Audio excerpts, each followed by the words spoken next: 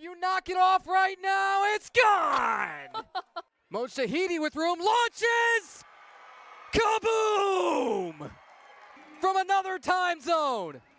This is comical, cartoonish, and downright ridiculous.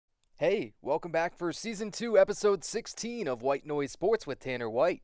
Last week, I had to get way ahead on the episode. I had to finish that on Tuesday to be able to schedule it for the normal Friday at 2 p.m. release. We still hit it, though. In that episode, we had to recap the NBA Finals, highlighting SGA's transcendent season, the J-Dub game, and the Tyrese Halliburton injury. The Dodgers' Shohei Ohtani got back on the mound for the first time in almost 2 years, and his arm looks better than ever, which is just scary, plus he continues to slug at an MVP level.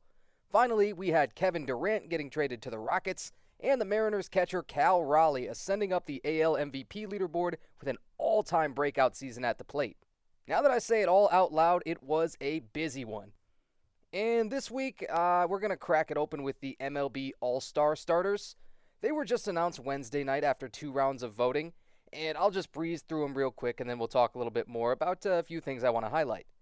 The American League starters, Vladimir Guerrero Jr. at first base, Gleyber Torres at second, Jacob Wilson, the A's rookie and hitting machine at shortstop, and the Guardians' perennial choice, Jose Ramirez, at third. The outfield goes Riley Green, Javy Baez, and Aaron Judge left to right. The DH is Ryan O'Hearn from the Orioles, and Big Dumper himself, Cal Raleigh, at catcher. And the NL infield is entirely familiar faces, Freddie Freeman at first, Ketel Marte at second, Francisco Lindor at short, and Manny Machado at third. Couple of Cubs in the outfield, Kyle Tucker and Pete Crow Armstrong in left and center, and then Ronald Acuna Jr. in right with only 35 games played. That is insane. Shohei Ohtani DHing, Will Smith catching. Lots of legends all around the NL, and much more the young guns in the AL, but they're the kind of young guns that should be able to run the league for a long time. The big disclaimers that have to go over the All-Star voting are the same every single year. Fans complain about a few key details of voting that I think are unavoidable. I'm not going to suggest any solutions of my own because I honestly don't have a good one, especially off the top of my head, that I think could fix all of these perceived issues. The first major issue with All-Star voting is usually framed incorrectly in my opinion, and it's the fact that teams from quote-unquote bigger markets are at a huge voting advantage, just because they have more eligible and more total voters. Call it ballot stuffing if you feel like you need to call it anything. There was a really famous example where the Kansas City Royals had the lead in the fan vote for 8 out of 9 positions in July of 2015. The MLB really quickly stepped in as the All-Star game got closer, and they canceled 65 million out of the almost 620 million votes cast that year. There were just way more total votes cast back then. That was, yes, the highest voting number of all time, but it wasn't that far out of the norm. They only ended up having the starting catcher. Of course, it was Salvador Perez. He's been around forever. A couple of outfielders, Alex Gordon and Lorenzo Cain, and their shortstop was Alcides Escobar. Those guys all started. Still, very hard to do to have 4 of them start, but the Phillies almost had the full infield last year, so it can be done. Big markets. Let's talk about this. Are the Royals a big market? Well, I'm going to link a Baseball Almanac article that suggests the Royals are the absolute smallest market in the entire major leagues and one of the smallest in all of American pro sports. They're the MLB team with the smallest metropolitan home city by population at just over 500,000. By comparison, the Yankees and Mets have over 20 million. You might recall that the Royals also won the World Series that year in 2015, and the year before they had broken what seems to be, through some cursory research, one of the longest playoff droughts in history. They went from 1986 to 2013 without making it once. This year's Tigers voters are doing something really similar to what the Royals fans did then, although not quite as pronounced. They have a bunch of comeback player of the year candidates, and 2 have been picked as starters, like I say, Javy Baez and Gleyber Torres. The Dodgers are the only other team with 3 starters, like you heard, Freddie Freeman, Shohei, and Will Smith. Team success, especially when viewed as a turnaround, is the number one predictor of voting anomalies as far as I can tell. But the Tigers and Dodgers have been the two best teams all year long. They haven't had to do any turning around, but still you see how they've kind of taken over the voting. My number two predictor seems obvious to me, but I don't hear it mentioned as much. You don't get to vote based on a full season's worth of stats. Depending on scheduling, teams have played between 90 and 95 games by the time we get to the All-Star break. Do you know how much can happen in the remainder after that point? I know Cal Raleigh and Aaron Judge are on 60 home run paces, but I also know it's highly unlikely that either of them can keep that up. There are lots of starting pitchers right now when you look up and down the league stats leaderboards that are around a 2 to 2.5 ERA, which is elite, especially for a starter, and many of whom just won't be able to sustain that. Certain guys' strikeout rates are a little inflated. Things like that are going to even themselves out when we've played a full 162. They're not chosen by the fans. They're chosen by a player ballot and selections from the commissioner's office. Then I believe the managers, once they've got all of the pitchers to choose from, I think they then get to decide who will be the starter. My best guess is Tarek Skubal versus Paul Skenes. That's what I also want to see the most. It would actually be Skenes' second in a row to start his career, and Skubal was snubbed last year, if you'll recall, for the Orioles' Corbin Burns. If it's anybody else, I think that the Yankees' Max Fried or the Astros' Hunter Brown both have Cy Young level numbers right now, but Skubal will have last year's actual Cy Young trophy to back him. Name recognition and popularity would probably be my number 3 prediction of who makes the team if I had to pick one. A little bonus point thrown in there. Biggest surprise, of course, is Javy Baez. He is now one of only 2 players ever to start at 3 different positions, and the only one ever to start at shortstop and in the outfield in different seasons. The only other guy to start at 3 positions, Albert Pujols. I'd completely forgotten this, but a young Albert started in left field early on in his career, and then, of course, first base and DH. Hopefully, the pitchers kind of round out the rosters and give some more teams representation that didn't do so well in the voting up to this point. Eugenio Suarez has been at or near the top in home runs and RBIs. He was snubbed at third base in the NL. Jonathan Aranda, the Rays first baseman, has pretty much better numbers than Vlad Guerrero, but Guerrero was the selection. There's a few others that don't sit right with me. But again, I think those come down to mostly the career recognition type things. Anybody who had a real hot first half has pretty much made it in. We'll step into NFL free agency for a moment. It was quiet for a month or so, really, besides the Aaron Rodgers deal. That is out the window as training camps are starting soon. Best I can tell is that the Chargers are the first team to report on July 12th. I looked up the whole schedule, and that appears to be the case. Everyone else will be rolling in by July the 23rd. When that first day of camp comes, we're going to get to see future Hall of Fame corner Jalen Ramsey in Pittsburgh. This trade is super curious. The Steelers sent Minkah Fitzpatrick to the Dolphins for Ramsey and tight end Jonnu Smith, plus they swapped a 5th and 7th round draft pick. Teams usually aren't recommended to get significantly older in order to improve. But the Steelers have chosen to do that at multiple critical positions, you might add, within one offseason. As this trade came out, people started making memes about the Steelers, becoming the league's sort of retirement home, which used to be the Tennessee Titans title. You got 41-year-old Aaron Rodgers. Their starting corners now are Darius Slay, who's 34, and Ramsey, who is 30, all signed this year. And Minkah Fitzpatrick, this is so strange. One of their franchise cornerstones and is really going to be missed. 5 Pro Bowls, 3 first-team All-Pros, and funny enough, those have all come since he was traded from the Dolphins to the Steelers as a 23-year-old back in 2019. He didn't leave Miami on the best of terms, as he was a second-year guy calling out culture issues. That doesn't happen so often. Now they better welcome him back with some open arms because their top safety, Javon Holland, left for the Giants in free agency this year. Small world. Anyway, Ramsey and Jonnu Smith both got immediate pay boosts for this year. Smith is only getting 1 year at $12 million, which I think is a bargain for a Pro Bowler from last year. Ramsey is still an elite corner and is still getting paid like one. He'll make $26.6 million this year, according to ESPN's Adam Schefter. I see exactly what the Steelers are doing. They're loading up on super accomplished veterans.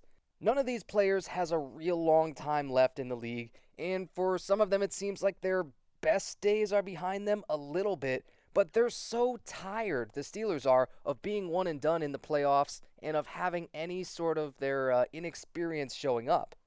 The one massive wrinkle in their offseason plan is TJ Watt, who has done everything for them, and he's put the whole defense on his back for so long, arguably the whole franchise on his back. Since 2018, he has the most sacks in the league at 101. He has won a Defensive Player of the Year. He has been to 7 straight Pro Bowls and tied the single-season sack record with 22.5. He has not reported this year, and like any superstar, has been adamant about getting paid. The most likely contract for him to get is something that makes him the highest paid non-quarterback. That's the benchmark that top players like to chase, and it's currently owned by the Bengals wide receiver Jamar Chase at $40.25 million per year. Watt is going to be 31 in October, so maybe the deal won't be very long. I'd say 3 years is probably the most appropriate, but there's no guarantee that the team to offer it to him will be Pittsburgh. All indications and word from every national outlet says that they have no interest in trading TJ, which they shouldn't. But if they just can't make that kind of salary work under their cap, then a trade might have to materialize soon. It would probably take another star player, the trade package that is, plus multiple first-round picks.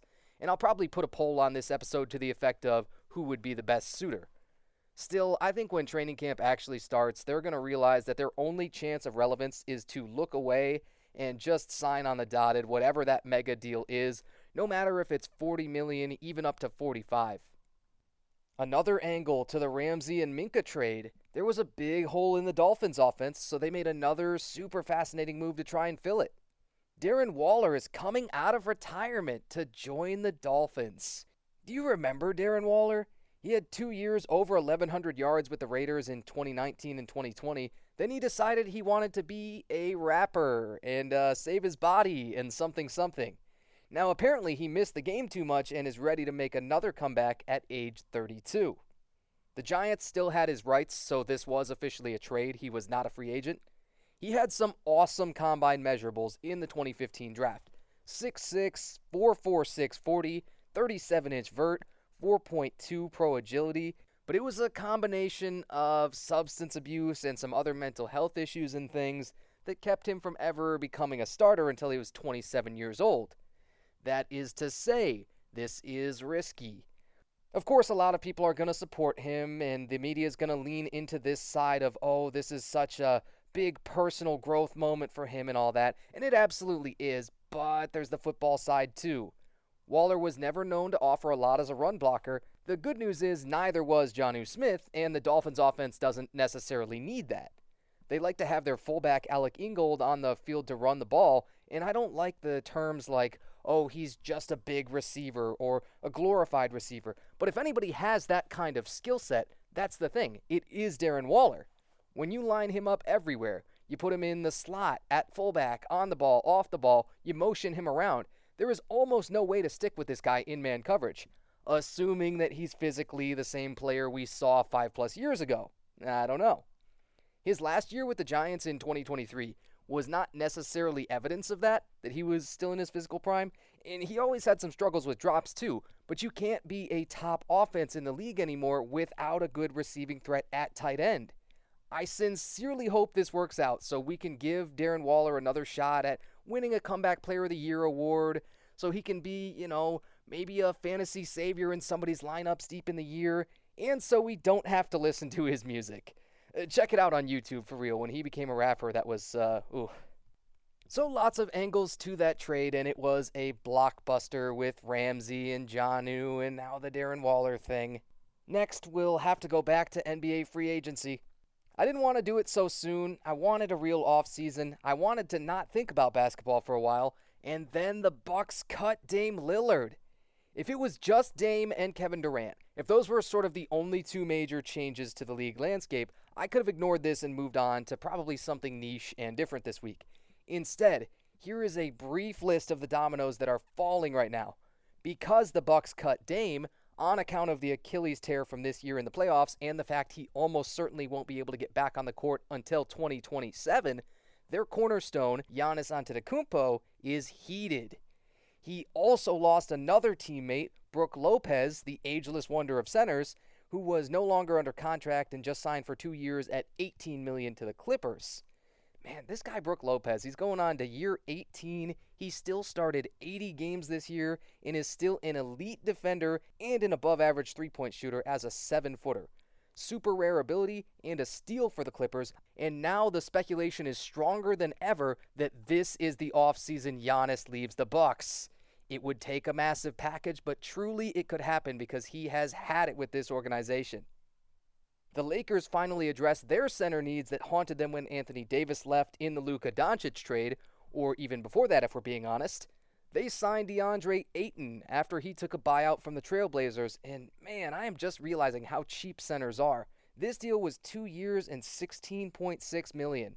Ayton's never been a superstar, but he's averaged a double-double all 7 years in the league, and he will play this year at 27 years old, so he should just be hitting his prime. I had even forgotten this, but he went number 1 in the 2018 draft after 1 year in college at Arizona. All the talent is there, and LA had next to zero offensive presence from their bigs. Plus, Jackson Hayes tended to get pushed around by opposing bigs.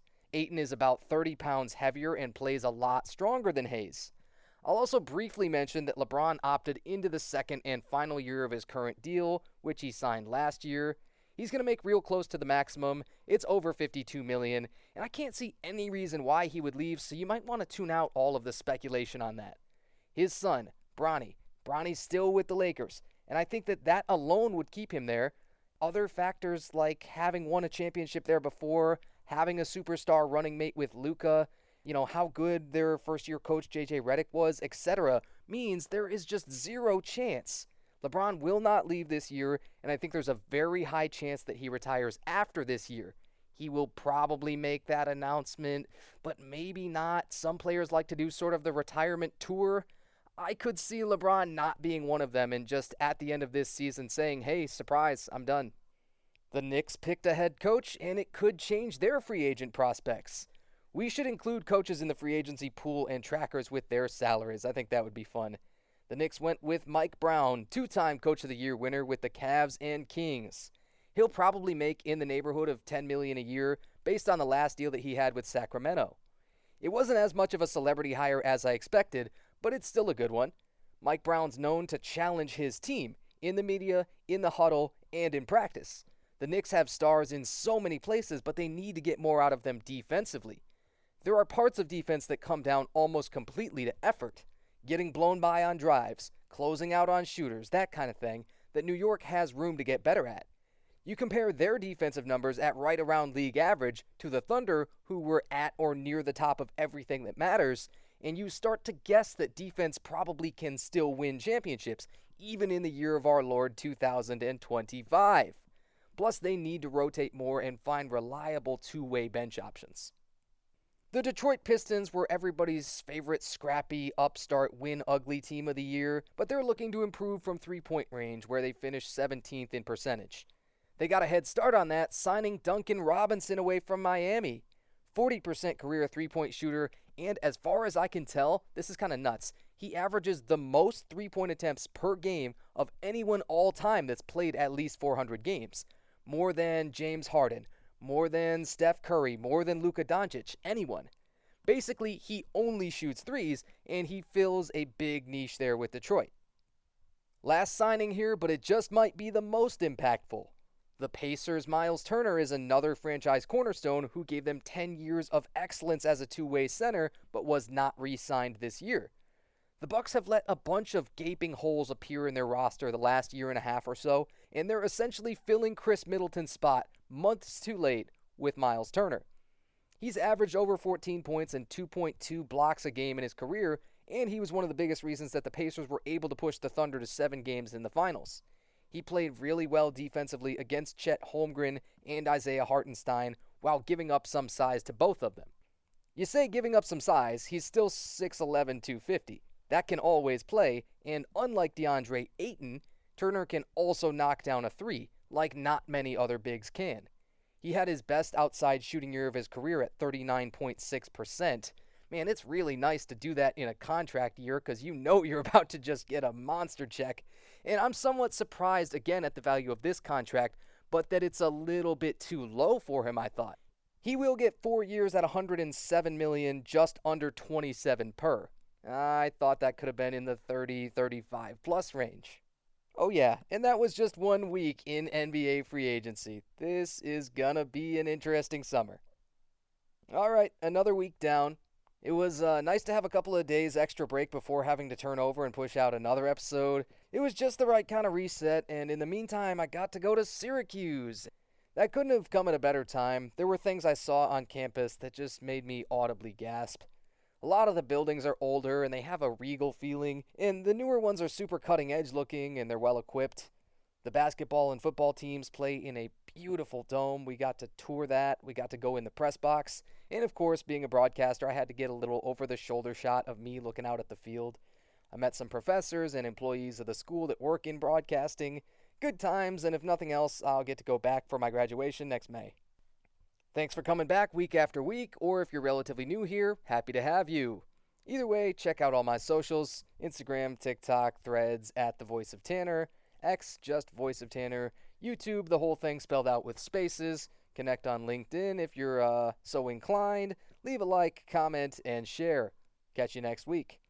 This has been Season 2, Episode 16 of White Noise Sports with Tanner White. Thanks for joining me. Oh, no. Oh, you knock it off right now. It's gone. Mo Shahidi with room launches. Kaboom! From another time zone. This is comical, cartoonish, and downright ridiculous.